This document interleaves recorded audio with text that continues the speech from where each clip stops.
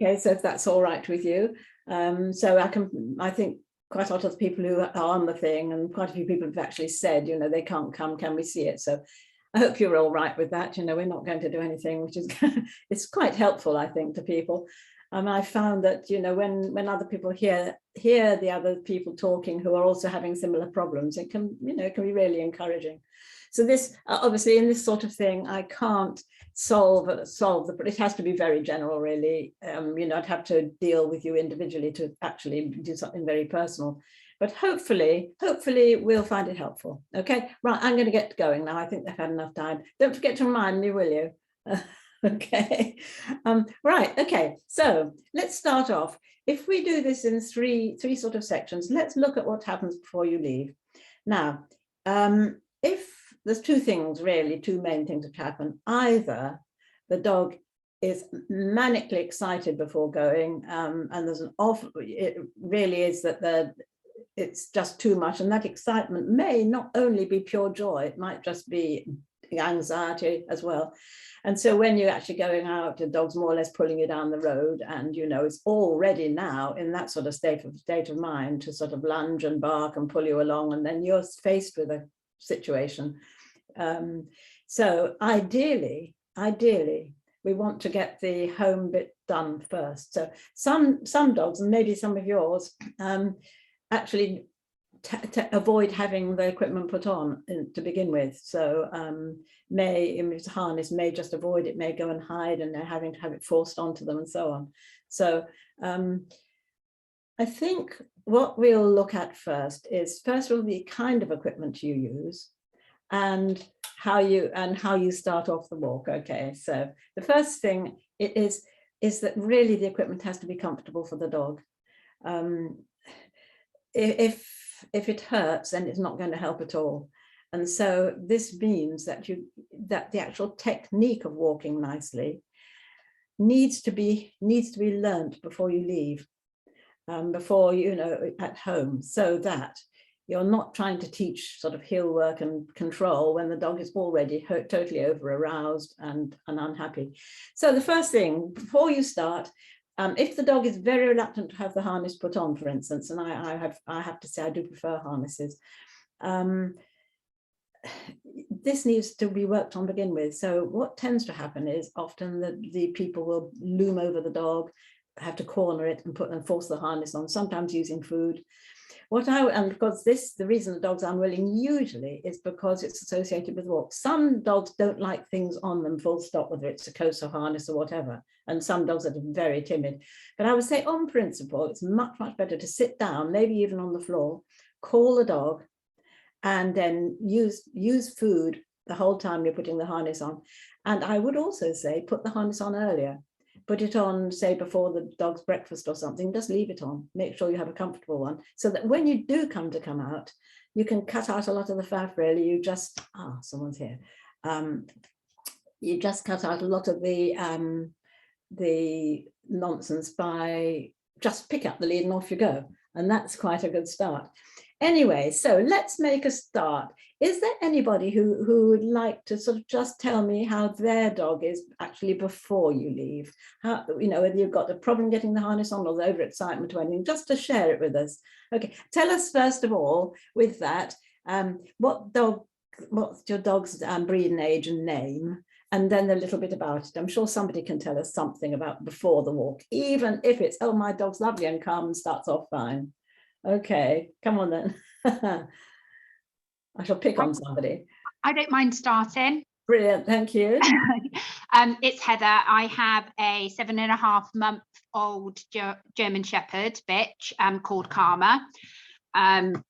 So when I start off, I think she thinks that putting the harness on is a bit of a game. So she will back away from it, but then she will put her head down and her bum's up.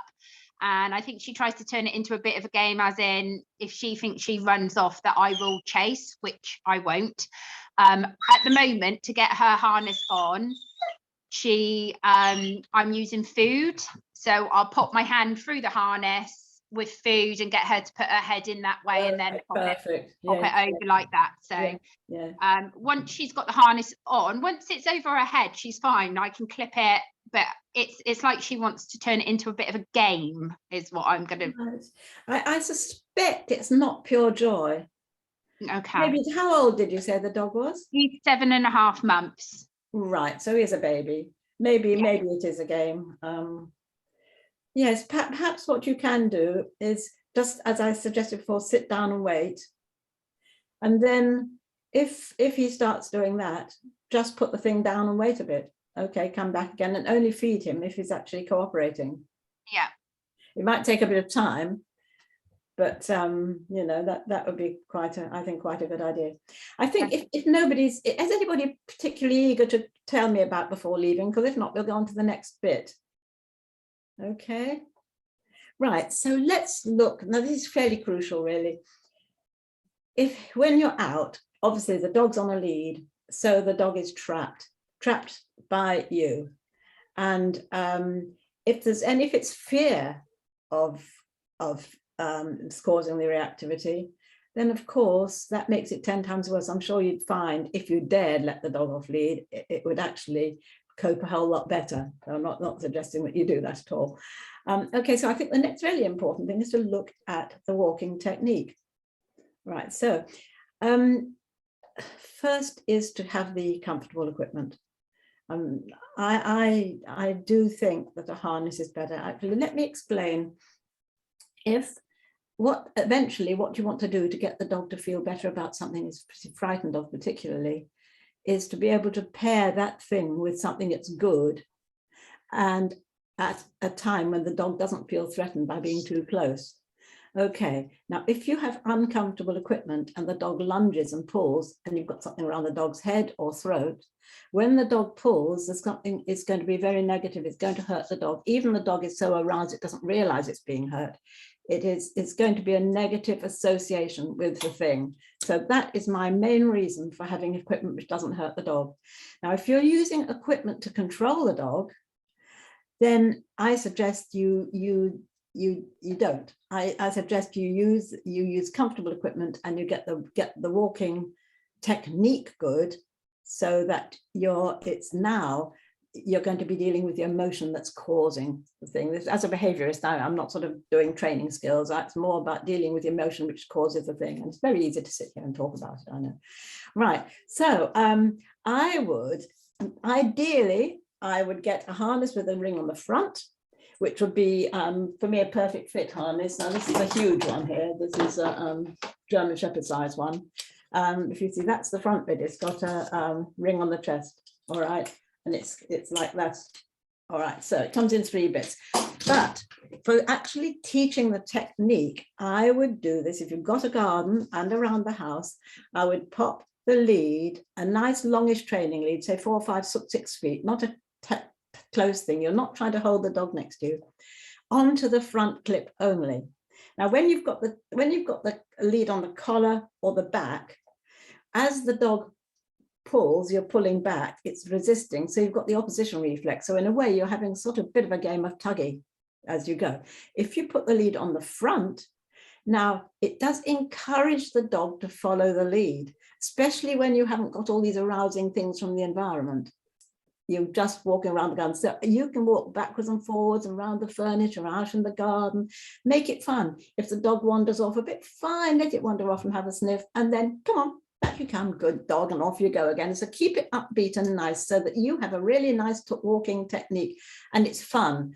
I know somebody's probably got a puppy of about 5 months who'll leap up and bite the lead and all that stuff. But ideally, if you can get the walking technique good, then once you've got it good, the next thing is to take it out. Now, if your dog is very, very active the minute he or she goes out of the door or gate, I would add going in and out of the gate to your walking stuff. So wander around, go in and out, go out the gate, a couple of yards, turn around, come back in again, and add going through the gate or the door into the process, so that, you know, it's going to get boring, because this is going to, ideally, while you're doing this, you don't go for any long walks where you're going to see other dogs or whatever it is your dog reacts to.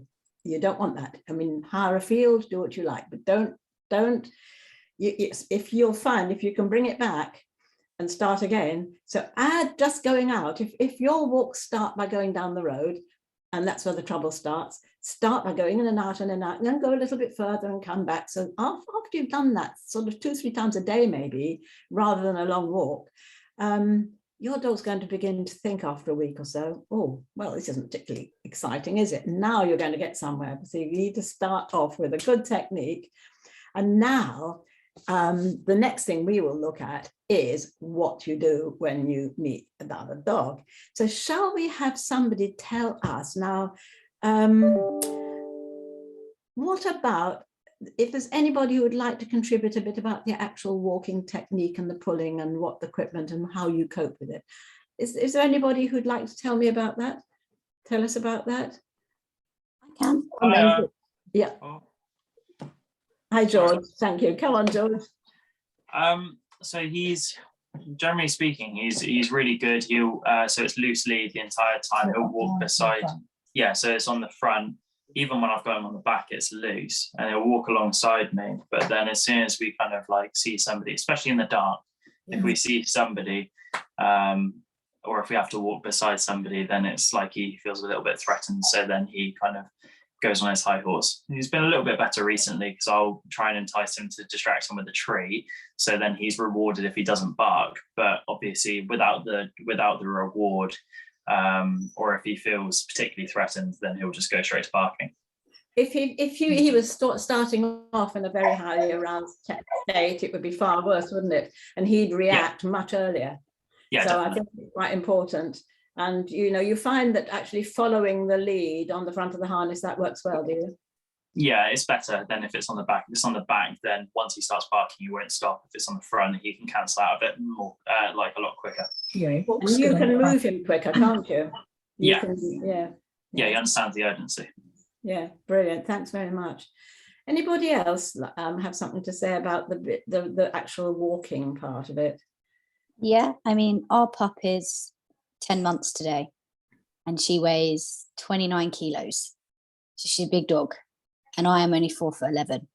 So she walks me as opposed to me walk her.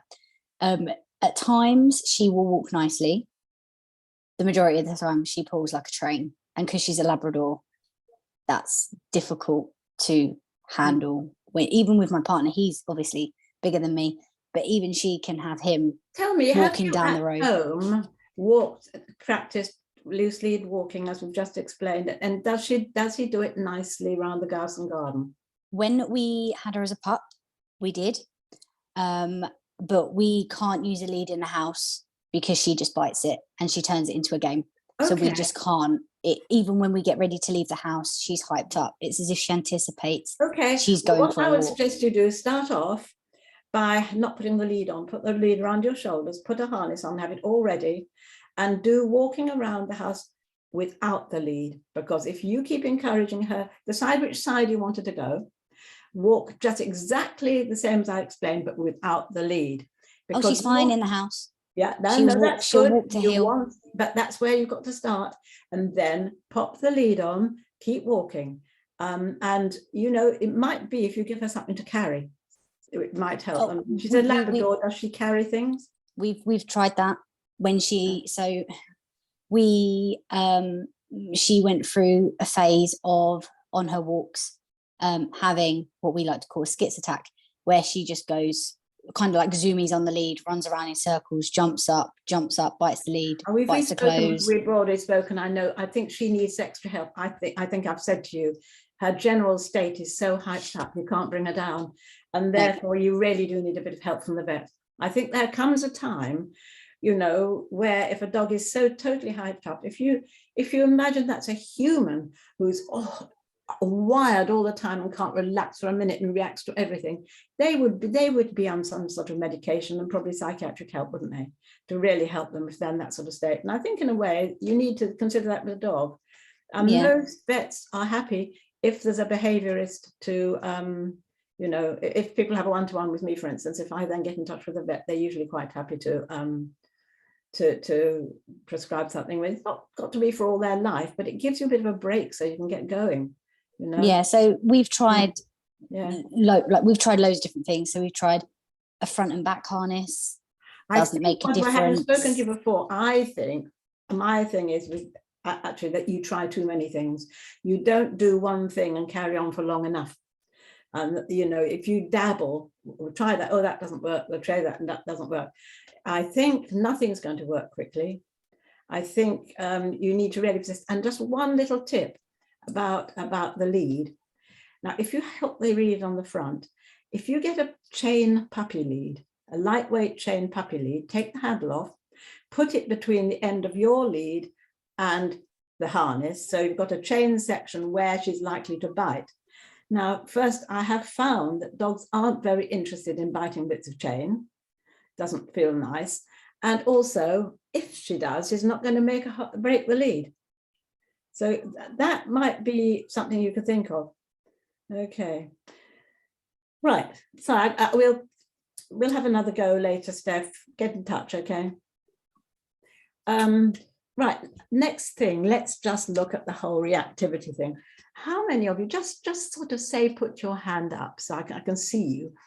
If there's two things, whether your dog is overexcited and exuberant, which causes exciting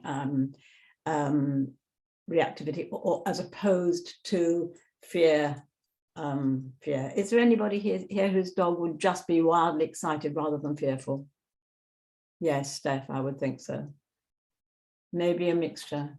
Right. Sometimes it's actually quite hard to tell the difference. Okay, right. Now, for people who've seen me on a one-to-one, you have to forgive me for boring you with my favorite analogy, because when the dog is scared of something, because as a behaviorist, I am only really interested in getting to the root of why the dog's scared and helping the dog's emotions, so that if the dog doesn't feel scared, it's not going to be reacting in the same way. I'm not really so much about training the dog. I mean, because there's all sorts of different methods. And one is, you know, a well-trained dog, you might find that it walks along all the time, looking up at the handler all the time like that. It's not aware of anything else, but it's been so well trained to walk like that. Well, to me, that's not a dog walk. A dog walk really to me is where the dog mooches and sniffs and does what it's like. It's not pinned to the owner's leg, you know, it can come back if you need to cross a road or something, but it's more of a relaxed thing, which is good for the dog. But of course you can't do that when it's wildly. So if you have a dog, which I imagine must be the case with most of you anyway, that will then see from a certain distance another dog or person, we're assuming is that some of these might be reactive to cars and or everything else, and most dogs will perhaps be reactive to certain extent to cats or squirrels. But let's imagine that we're talking about people and dogs. All right, well, particularly dogs. Now, the only way, say that it's a dog and the dog is frightened of that dog, the only way you can do it is to combine distance with that dog triggering something which is good. Every time you push it too close, you're not going to get anywhere. Okay, so let me forgive me if you've heard this before, but I know a couple of you will have done. So I say, imagine that the only place you can walk your dog is a very big field, okay? And at the end of that field, there is a train line. Or, let's change it a little bit. There's a dog walk. There's a footpath where people are walking dogs all the time, okay? Right, so that might be a little bit more, make it a bit more interesting. Okay, now, because the field is so big, there will be a distance where where your dog can see these dogs and people walking past without reacting. They might be aware of it, but they're not going to be in a panic. Okay, now a little bit nearer and they panic. So if you were to go to that field 2-3 times a day, very slowly, you'd get a little bit nearer, but it'd be a very slow business. And that is systematic desensitization. And that's very good, but you can make it a lot better by counter conditioning. So counter conditioning means here we are at the distance a dog can cope with. He sees a dog, immediately chicken rains from the sky. Dog goes. You might actually, if it's dogs, you might, every time he spots a dog, have to mark that with either a click or a word like yes, and now drop food. Okay, so that means that the dog now begins to say, oh, when I do see a dog go past, I get something totally special I get at no other time. I get chicken. Oh, that's not so bad. With my train analogy, I'd say that eventually it's going to be up near the railway and waiting for the train, but it could be the same with the dogs. There's the fence between you and the dogs. These dogs can't run off and, you know, off-lead dogs, so it's safe. Okay, so that is the principle. If a dog is scared of something, if you push it up there too close, like what is called flooding, basically you hold on to the dog and you force it to be put up with it. That's flooding, and that does two things. It might cause the dog to shut down, or it might push you back to the beginning. You'd be very lucky if it works. Perhaps in 1% it might. Okay. Now, the other thing that we do, which brings me back to the harness and the Gen Con and all that sort of stuff, is if the dog, if our dog sees another dog and has something negative and bad happens, it's rather like there we are at our place, dog goes past and you kick the dog. It's either a bad thing is being triggered by the dog, so you can't really have that. Now, real life gets in the way, unfortunately, because if in a totally wonderful world, you would have the setup like I've just said, with a path where the dogs can't run off lead and get to your dog, where you can control the distance. I mean, if you could ever find a place where a dog park or something where you could sit at a reasonable distance and not see dogs too close, you could work on it really quite effectively. But the problem is life happens, and you probably live in places where you go out and you suddenly see a dog. So ideally, this is how I would do this. And as I say, it's ideally, and real life happens. But if you can manage not to go too close to dogs, you're walking around down the road, say, and here is a dog approaching. Now, whatever the threshold is, some people say their dog starts reacting at about 10 meters. Well, I would say that's pretty good. That's quite close. Other people, it's like a speck in the distance. But so this is ideally, and you've not got any dogs rushing out of doorways and stuff. You know there's not another one behind you. Know just this one dog. Okay, so as the dog, so you want to make sure that your dog has seen that dog.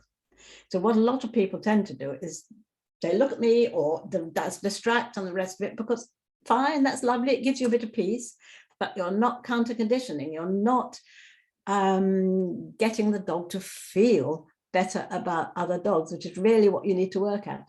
So it's basically the minute you see the dog, watch your dog, because you need to be quick. Okay, the dog spotted that dog. That's good, yes. Now, if your dog just looks away and carries on mooching, you don't have to do anything, do you? But that's not going to happen with reactive dogs. So the minute the dog looks at the other dog, you want to make quite sure that he or she pairs that with what's going to happen next. So it's yes, yeah, good dog, that's a dog, or whatever you like to say, and then go off at a tangent. You don't want to go straight towards the dog, because the more a lot of people, they keep going, they think I'm going to conquer this, and they hang on to their dog like below, and then maybe they get so close their dog sits down, then their dog goes ready to leap, or it goes on the end of its lead. It's that moment when the dog first spotted it, really, and just you can tell from the body language just a little bit big. Yes, come on, we're going this way. And that dog, and as you go, you know you need your favorite food. As that dog is going to, you're going to make comfortable distance and you're going to feed it. That would, if you could manufacture ideal situations with, say, a stooge, then, I mean, I've got actually two stuffed dogs, and you know, at a distance, dogs don't realize these are stuffed dogs, and they're very good because they stand still, and you know, you can keep doing it. The dog sees the dog, and the minute it spots it, say, "Come on, let's be good. There's a dog. Good. Okay." So I mean, that I know it's very sort of idealistic, and it's complicated, but every time you push the dog over a threshold, you set yourself back again. Okay, and of course, the thing is, this isn't like it's just one dog. There's all sorts of dogs. Some don't like big dogs, some don't like little dogs, some don't like black dogs, some don't like German Shepherds. You know, then, you know, you have to work on those particularly. But it's a very difficult thing.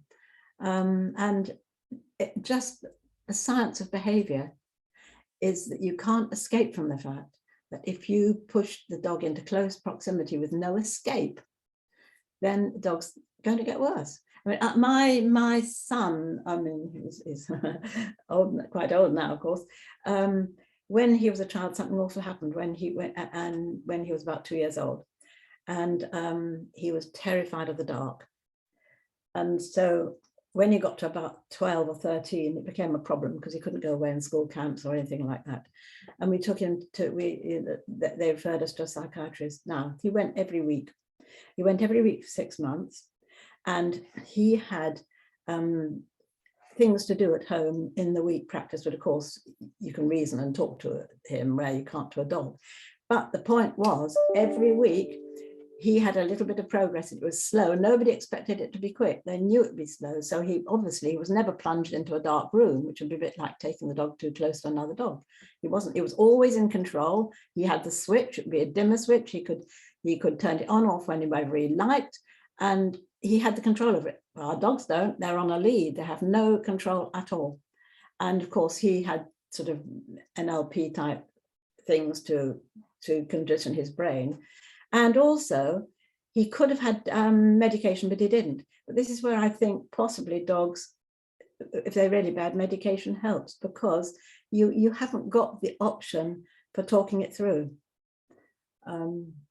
Yeah, so anyway, right now then, this is over to you now. Anybody who would like to either tell us what's happening or maybe discuss the particular thing that you're having with your dog, and maybe we can jointly sort of talk about what you might be able to do about it. Okay, so over to you. Can I just ask, so it's Heather again with Karma, so the German Shepherd, 7.5 months. I think with her, it's more frustration rather than aggression or fear.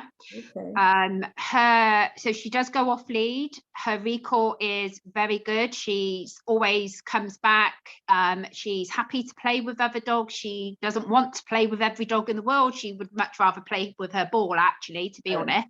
Yeah. As soon as we put her on the lead to go home or sometimes on the way, that's when we have the issue with other dogs. So off lead, she's amazing. On lead, she will bark and lunge and... Well, I think she would be a really good candidate for reacting immediately and arcing away, because it's all to do with her being trapped, isn't it?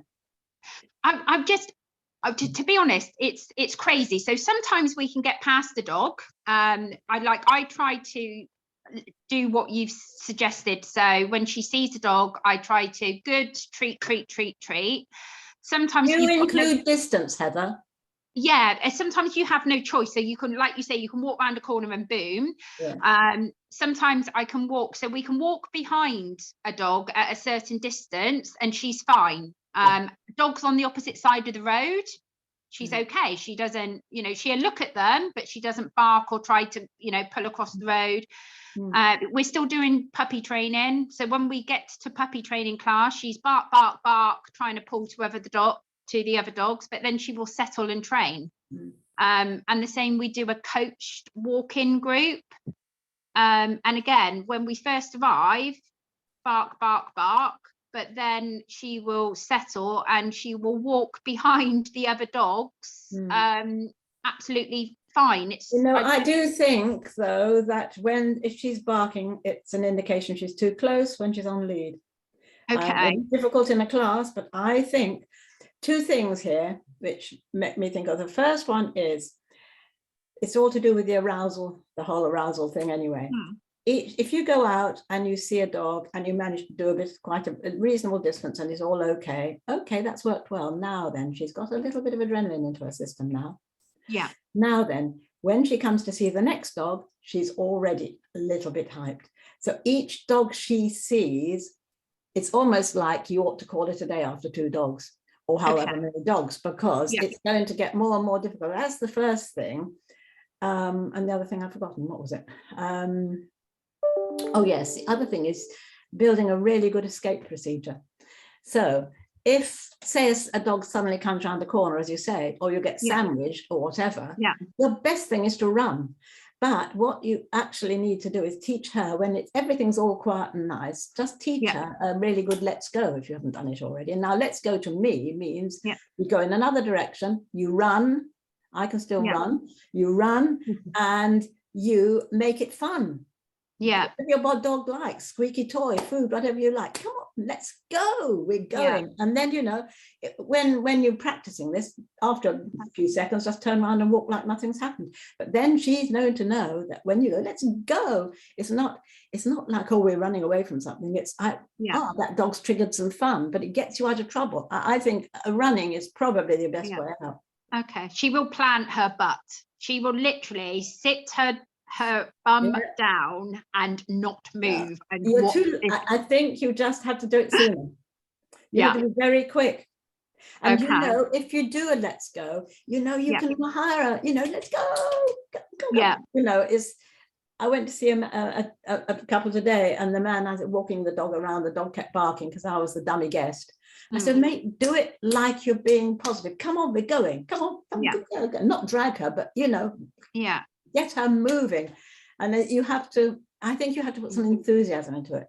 Okay. And if that gets her jumpy, so yes. if you like, you know what the big advantage of your putting the lead on the chest is? If it gets out of hand, you can stand on it. Okay. I don't mean pin her down to the ground, but you can pin her enough that she can't actually leap up. Okay. We use both at the moment. So she has a double lead. So I click her on the front and on the top, and she walks very well until we see a dog.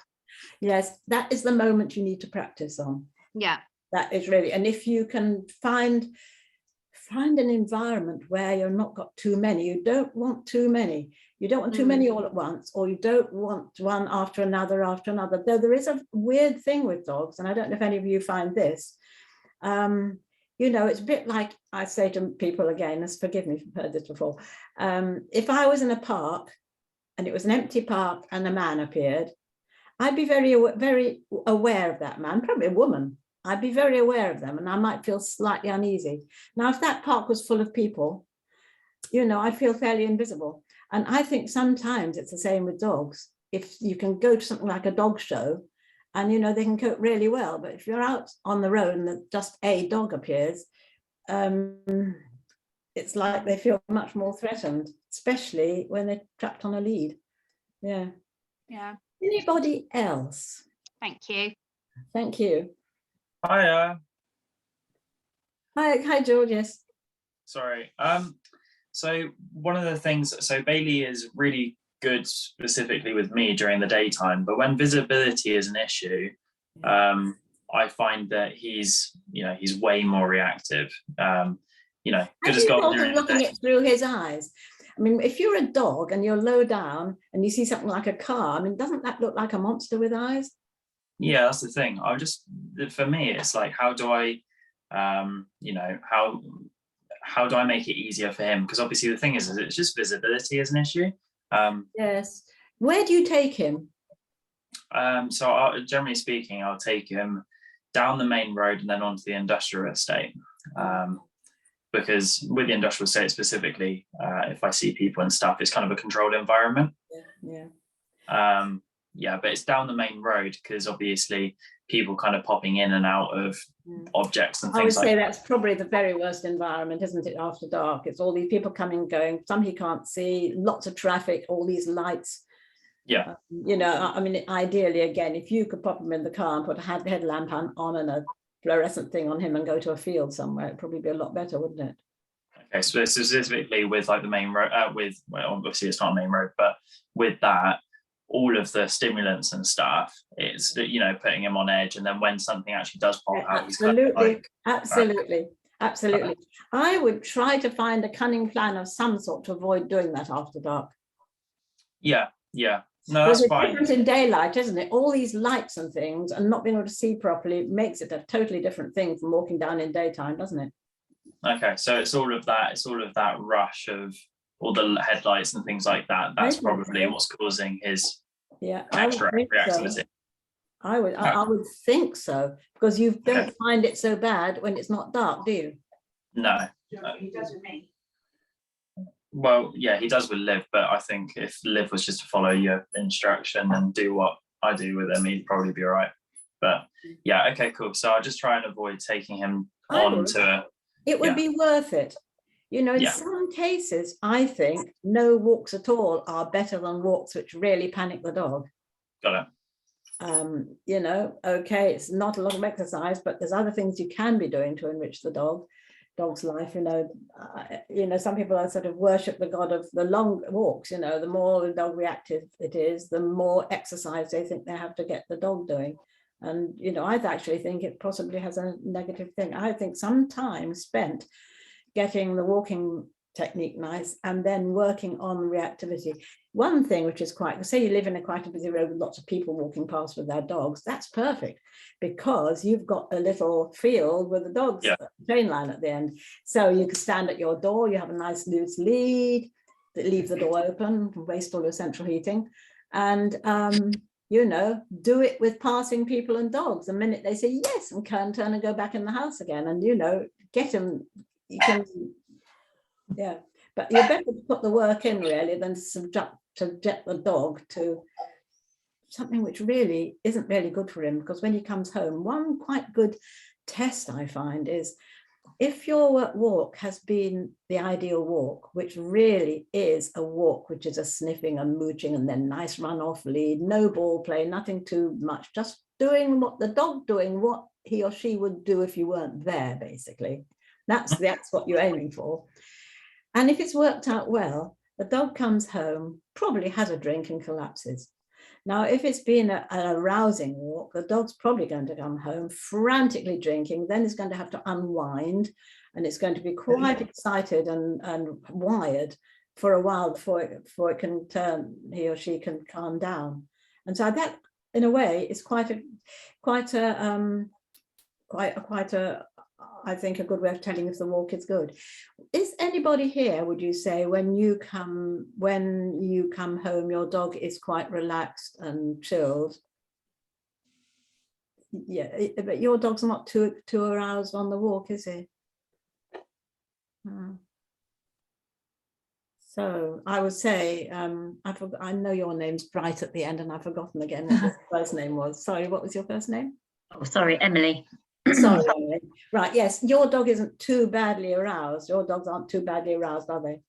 I've got two dogs and they're completely different. My old dog is a bit of I mostly use management for him. He's 10 and he's got quite bad aggression issues. That's kind of another matter. But he is reactive to people and dogs. It's more my puppy, who's 9 months, who I'm a bit more trying to prevent that with. Sometimes she comes in and she wants to, I mean, she's 9 months, she's quite mouthy and grabby anyway, of course, and that's fine. But she will come in sometimes and then she'll want to play with her ball. And I'm now thinking she's over aroused. Yeah. Do you play ball with her on a walk? Well, without saying blame, I walk them in the morning and my partner walks them in the evening, and without sounding arrogant, I work with dogs. I'm slightly more astute about things than he is, bless him. So he will kind of walk them and be like, oh, they want a ball throw, that's great, or they want to go off lead, that's great. Whereas I value them, like you were saying, the mooching, the sniffing, treats for her to find. If she has a ball, I do more like a find it rather than throwing it sort of thing. And that does help, but we also take her running with us sometimes, which I know won't help with her arousal, but she loves it. We really enjoy that. I think running's actually quite good, really. I prefer that to running after a bicycle, I must say. Well, yeah, but she's quite, she's a rescue anyway, is she? But she behaves more like a working type, like she's a hard mouther, and she's we're starting tracking to try and give her something to do to kind of generally bring her down a little bit and focus her. I think a job to do. I mean, I think with Steph, whose dog's all over the place, if only you could find a job for the dog, I think that would really help. Well, that's what I'm hoping generally. But we did get her as like a fairly well socialized dog, but she's a rescue. She's got a history. And she does show reactivity to dogs and people, occasionally cars, but only if she's over aroused. And I'm finding it a bit harder to match, sort of like, for example, there's a couple of dogs she's friends with, but when she sees them, especially from a distance, I always walk her to meet them from behind when they're walking away. to try and bring it down a bit, but she'll still have her hackles up. She'll still sort of have like a little bit and a bark, and she just sort of like, oh, I want to get to them. So I think it's a bit of a mixture of frustration and a bit. Yes, it sounds that the hackles up. It does sound a little bit as if she's not. Yeah, she's not happy. not quite. No, but then sometimes if it's like there's a dog she absolutely adores, and again when they're together, she's fine. It's just that initial bit, and I think I need to learn to, like, if she's over aroused, to just bring her away. Yeah. And then Why don't you do like automatically when you see another dog, basically let her know that means we always walk away, and then from that distance you can then say, okay, you can go and see now, sort of thing, so that it's in your hands, not hers. Not this thing, because I think she's quite conflicted. Because she, like, for example, when she meets them, she wants to play. I say them, there's like 2 dogs ever she's actually met. But then she will also, you know, if they're a little bit much, she'll go, ooh, and she'll come back to me and be quite nervous. So I think that would be a good idea. How is she when she's off lead, if she is off lead, if she meets another dog? I don't think she's ever met a dog off lead. I normally have her on the long line, albeit she's normally at the end of it, which I know won't help. But I don't quite trust her yet. We've only had her 3 months, and she can be a little bit, not so much with dogs, more with people. She can be a bit unpredictable. Maybe I could let her off, but I think she'd probably just run up to them. But maybe the big problem with all this is people whose dogs aren't under control, isn't it? Off-lead dogs. And so whatever well you do all this, you've got this off-lead dog running up, and you know that's something so hard to cope with. I mean, what we can do is throw food in its face and run. Exactly. And I always have like high value treats. She loves a toy, she loves a ball and things like that, and I'm like, you know, what's this? And I work on her vocals, but she I think she has a bit of a chase thing as well, so even from a distance sometimes she's like the thing is with ball play, what you're doing, I know from my personal experience, I know people who follow me probably have met my Pickle, my Cocker Spaniel. He's now 11, but he's no different.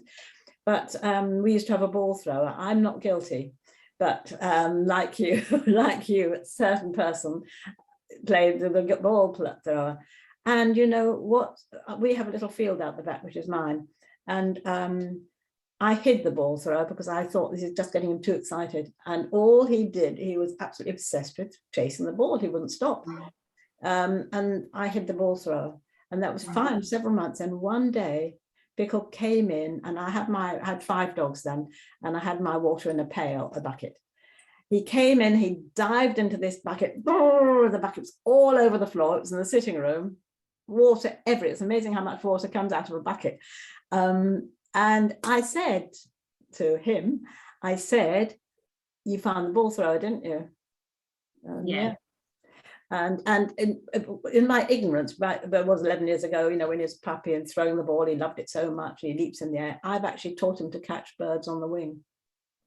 You know, it's not good. And really, he's a much better dog altogether, given the total freedom to sniff and dig and do whatever dog things he wants to do without me throwing a ball all the time. I do think, as a rule, if you think about what the dog would be doing if you weren't there, because with dogs that are street dogs, unless they've been badly treated, they can look after themselves very well, can't they, in their environment. If I may say as well, sorry, if I may add, I'm sure you guys can all relate, but what I find so frustrating is I live in a really quiet village, and I drive out because of my old dog especially, and they wind each other up. So I can almost guarantee I won't see anybody, and they're both now always on a lead or a long line or something. But is when, you know, there are reactive dogs in the village. So like my next door neighbour, for example, always has her dogs out loose in her thing right next to where my car is. So it's so hard. You know, all it takes is for her dog to suddenly be let out, and mine might be in the car ready to go, and they're kicking off, and I'm like, this is being reinforced by things I can't control, and I find that so frustrating. You can't park the car somewhere else. No, well, I can't. No, and I'm already trying to manage it by preventing it, but it's so difficult. I'm sure you guys can relate to other people. Oh, absolutely. That's my thing. Life happens. Yeah. I suppose all you can do is shower them with food. It is difficult, isn't it? I mean, there's certain things we just can't cope with. It's like everything in life, isn't it? We can only do our best. Yeah. Helen, I know you've been here listening. Is there anything we can do to, you know, is there anything you can tell us?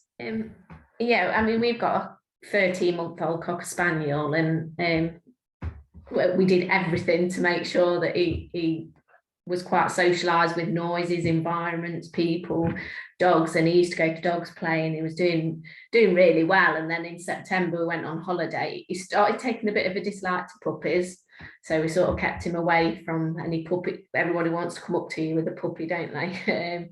And then we was on holiday on the beach. We'd let him off and play frisbee on the beach, and he's had a few boisterous dogs, like we've just been talking, that come up to him, and sort of since then, that's when he's become quite lead reactive. It sort of escalated quite quickly. We have had we went dog training, so we spoke to them straight away, really, after our holiday. And so we've been doing the positive reinforcement. And I do think it has been, like, he can cope with across the road now, he can cope with behind. Obviously, if we come head on, which is unavoidable at times. So he's getting a bit, and we have some bad, like I've had a bit of a bad walk with him today, but yesterday was brilliant. Every dog was fine. But was today's walk, was he already a bit sort of aroused before he even left? He was tired today. If he's tired, he's I've been working from home, and it doesn't help at times now. I mean, I went and sat upstairs this afternoon to make sure he goes to sleep. But if he knows I'm in the house, if we go out the house, he's fine, he'll settle, he's not a problem. But if he knows I'm upstairs working, he will cry. I did today, and I don't normally, I had to ignore him, and he did go to sleep because I knew he was tired. He hadn't slept, or he'd been up dead early. So I think today he was tired. I was waiting for him to have a sleep before I took him out. I normally take him out in the morning before work, but I was a bit late starting, and I thought, oh, I'll wait till lunchtime. And so he was a bit tired. We spoke to somebody else recently, and I was wondering what she was saying, that you're trying to manage the hormones at 13 months, because we've not had him castrated, because, well, we've had him booked in twice and cancelled it twice now, because people have said, oh, we read so much, it'll make him worse, or you're trying to manage the hormones now. Yes. And my gut, another thing. Yeah, my gut is to leave it a bit, because we are. I do think definitely there is a bit of improvement. Definitely, because his problem is he's fearful of other dogs, isn't he? Now? Yeah. All right. When he's if you castrate him, you're taking away adrenaline. You're taking away testosterone. Yeah. And so you're removing some of his mojo. So in a way, if you've got a dog that is already a little bit worried, it's not going to, well, it's very likely not going to help. Yeah. And also there's been research done, which is quite surprising. Whereas you think that your entire male is going to be more aggressive to castrated males, it's not the case. Castrated males are much more likely to show aggression towards entire males, probably because they're scared and they're defending themselves. Yeah. So I would think very carefully. I mean, you can always get the chemical implant things to have a go. Yeah. Well, he was booked in for next Tuesday, and I've cancelled it. No. Wait for him. If you're going to do it, wait for him to get through his adolescence. Let him get right past it. Well, yeah, his hormones, in my eyes, his hormones are going to settle anyway, aren't they, naturally? And if we keep up this positive reinforcement, I mean, before he would lunge, he doesn't tend to be lunging now. It tends to be barking, and if we go past it, he will stop. Try consciously using space, making distance, and make something good happen. Now, it might not necessarily be food. Now, for instance, if your dog is a ball addict like mine, I don't throw a ball for him, but I would quite happily, if we're walking past something, if I wanted to distract him, like, that's the thing, have your ball and he could carry it, or a soft toy. If he has a soft toy in his mouth, often a dog carrying something is sort of looks about and is all happy with the world. We've tried that with it, because he loves a frisbee and he'll carry it off the field, but as soon as we're on the road, he drops it. He's like, oh, we're off. Try a soft toy. He's a spaniel, isn't it? Try something which reminds him of a duck or something. Yeah. I mean, I make tuna cake and he absolutely loves that, and you can break it up quite small. He'll do anything for that. So that's it. Well, make quite sure that you aren't. He's seeing the thing before you do it. Yeah, so well, that was. I think you've already discussed it. It's like, what would happen because sometimes you just go around the corner and there's a dog there and we're in that situation, or yeah. I did the other day, saw 3 dogs together across the road, and it was dark, and like we were saying about the visibility, I've noticed it's worse in the dark. The street lights aren't great nowadays, so I've been taking him out in the day because I think he's better in the day. Probably. There is a thing where, you know, walks sometimes are worse having a walk than not having one. Two things here. One is, if you've got a little dog and there's trouble coming, there's nothing stopping you picking the dog up unless the dog's going to bite you because it's so aroused. But if you know you can't get out of trouble, lift the dog. You know, it's very sort of old school to think, oh, he's got to stand up for himself. That's one thing. And the other thing is, there's been quite a lot of research done as well about aggressive behaviors generally being associated with pain. And the thing is, you know, if you take your dog to the vet to get it checked on pain, what's the vet do? Quick thermometer up the back end and a little bit of a listen, and that's it. But it's got to be more, you know, you need bloods and you need something really quite thorough done, because it could well be, and I think in your case, Steph, it could well be there is an underlying problem of something. Things like hypothyroid problems can cause all sorts of weird behaviors. And in this country, we're not very good at that. It's in America, they are much more thorough. Yeah, because we often, like, we have started now, so where we live, because we live in Bedford, so we're not far from UVO, but in Great Denham, where the old golf course used to be, it's now just a massive field. It's not a golf course anymore. No, it's now just a massive open space. So we have been taking Winnie there recently for her morning walk, because it's quiet enough. Normally she's good with people. We can get past people. That's not a problem. Dogs, a whole nother. She wants to greet every dog, and she'll make sure she drags you around the road. It's a shame I didn't see you right at the beginning, because this is what I say to everybody with their puppies. Get your puppy used to the fact that if you see a person, the automatic thing is they come with you go around a little arc around it. If you see a person or a dog, automatically they're coming with you away from it, and then it's up to you to say yes, go and say hello. If you do it right from the start, then they do it every time. Whereas it's very hard to get them to do it once, you know. Whereas we've been taking her there now, because it's a huge space, and you can walk in circles, and it's big enough that if there was another dog off lead, it's perfect. They're far enough away that she could see the dog, but not enough that she wants to run to it. You've got the ideal situation. So you say, look, there's a dog. Come on, we're going this way. Food. Turn round and back. Look, there's the dog. So keep doing it.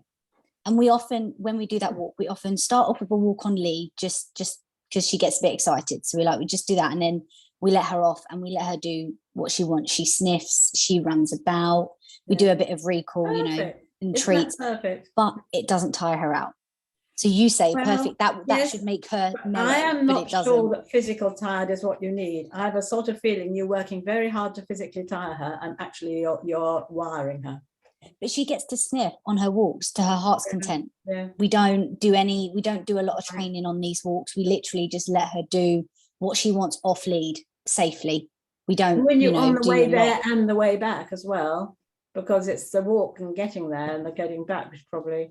Well, luckily enough, you don't have to walk far to get to the field. It's probably like a 2-minute walk from the car park to the field. So I think it's such an overall problem with your dog, the general excitement, that I think you might need a little bit of help. Yeah, because I think go to the vet and ask for a really thorough checkup, and because we can't tire her. She doesn't sleep a lot, which probably doesn't help either. But that's the other vicious circle. The dog then is sleep deprived, so that means the dog's going to be hyper, and you just can't win. You're a loser, aren't you? Yeah. Is there anybody else here who'd like to say something or ask something before we finish? I know we haven't really. There's some people I've neglected totally, but I'm sort of thinking if you'd like to say something. What about you, Victoria? You. Oh, hi. I haven't been on for a while. How are you? Yeah, I'm fine, thanks. How are you? Fine. You're great. Right. So the recent thing that I have with Roxy, my Alasky, she has started, we managed to get past the dogs, but then once we've got past the dog, you know, whether it be on the other side of the road. It's not every dog. We've got to quite a good place where she's pretty good with dogs from a distance. She's even met a few dogs before that was completely impossible. So we're making progress. But what she does now is we get past the dog, but then she quickly turns around and tries to get to the dog after we've gone past them. Ah, right. Okay. Yes. So you need to teach her something else to do every time she passes the dog. What could that be? I mean, I've started because I've tried different things with her. You know, I tried sprinkling things on the floor. It wasn't interesting enough for her. She was still focused on dogs. So, you know, I've tried throwing things away from the dog. That worked quite well. So I'd throw it further forward and she'd sort of go after the food. I've tried getting past the dog and keep going on a bit more exciting by sort of throwing it in the air. She quite likes catching the food. What if you didn't use food at all? Or anything? What if you just, as soon as you pass, you go for a little jog? The thing is that she then gets very confused. I don't do a lot of running with her because it makes her quite anxious. I'd say anxious, right. Because then she's like, what's going on now? She doesn't quite understand. She tries to then bite the lead, or sometimes she'll obviously catch my hand. Okay. So I have tried sort of walking I walk fast. Walking fast is fine. I could do that. The problem then happens is if I've got my 3 kids with me, normally one is very slow. So I'm walking fast, but then I have to turn around and you say, can't do that. child, come with me. Well, what would happen if you asked her to sit? A minute the dog's walking, actually, just as you're almost level with it, just past, and then ask her to sit. I don't think it would work. I think where some dogs it would work with, but you can definitely see when she's over anxious about certain dogs. So some dogs. Did we discuss teaching her a pattern game? Yes, I think we did. Because that would be the other thing, is at home when it's all nice and peaceful, teach her a sequence of things like sit, paw, down, walk, couple of steps and all the rest of it, so that she's got it really into her system. So as soon as you get past, you trigger the sequence, maybe get her mind on that. Have you got any ideas, Emily? What would you do? What would you do about that? I can't hear you. No, you're muted. Is that better? Oh, yeah, I guess I would find whatever was most motivating for that dog. I mean, my personal opinion would be the dog was perhaps not okay, but felt over to say it wasn't okay when it kind of got past it, maybe. Too close. Denying anything that you said. Yeah, toy, distraction, like you said, throwing something, running, but that's probably more of a management thing. But otherwise giving it something to do, like you said, something to focus on. And I'd wonder if it's worth continuing the reinforcement after that, to be honest, and maybe even thinking about the distance as well, because if it's a dog that you said you already know isn't quite okay, I probably would think maybe they weren't okay in the first place and they need to just get out. Yes, you're probably too close, but difficult when you've got 3 little children in tow as well, I guess. I've managed to train them as much as Roxy, I think. Mostly we do arcs, so if we're walking in the fields and stuff, I mean, Roxy's on a long line all the time. So because she's got a habit of chasing squirrels or deer if they appear out of anywhere. So we do go into the fields and arc around the dogs to a distance where Roxy feels comfortable. The kids end up obviously following me or going on the mud anyway, because that's what kids are for. So they've sort of learned, as well as her, to go round dogs, to, you know, sort of not walk straight towards them. I do keep giving treats after I've gone past the dog. So continually, I'm doing exactly the same thing.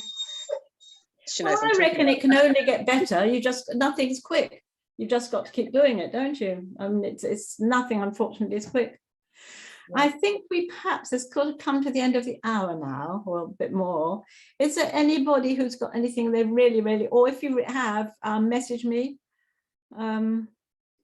Okay. I know we haven't spoken to you, Lindsay, I know, and Stacey either. But okay, you're all right. All right.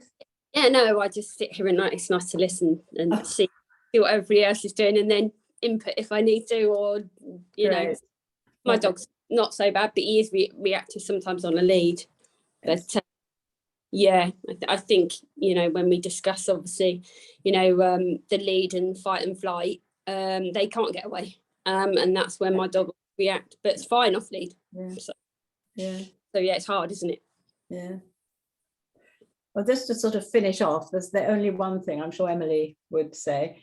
One technique that people do is the engage, disengage. That means that when they see the dog, then they're taught to look away from the dog, and then they get rewarded for looking away. Now, I agree with that in a way, but what I do is if every time you see a dog, the dog looks, you are feeding the dog when it's looking at the dog as you arc around, then eventually, if you hold back the food, the dog is going to say, oh, okay, then where's my food? And we'll look at you, and now you can give the dog the food. So in a way, you are teaching it to do that, but you're not teaching it to look away, because you actually, I think the dog wants to be looking at the dog, not looking away. Yeah, anyway. Right. Okay. Well, thank you all for joining and making this really quite good fun. Hopefully it's okay with you all. I'll only put it on our group, and it's a private group. Is that okay? So that for those people who didn't come, but I was very accurate. 25 people say they're coming, and I thought, well, 8, it's about a third, there'll be 8, and I think we've got 8. 1, 2, 3, 4, 5, 6, 7, 8. Yes. So that was quite accurate, wasn't it? Okay, right. Well, thanks everybody. Thank you. It might be quite fun, Thanks, really, everyone. as time goes by, if you just message in the group any progress you're making or anything. Okay. Thank you, everyone. Brilliant. Right. Bye-bye then. Bye-bye. Bye. Bye. Bye.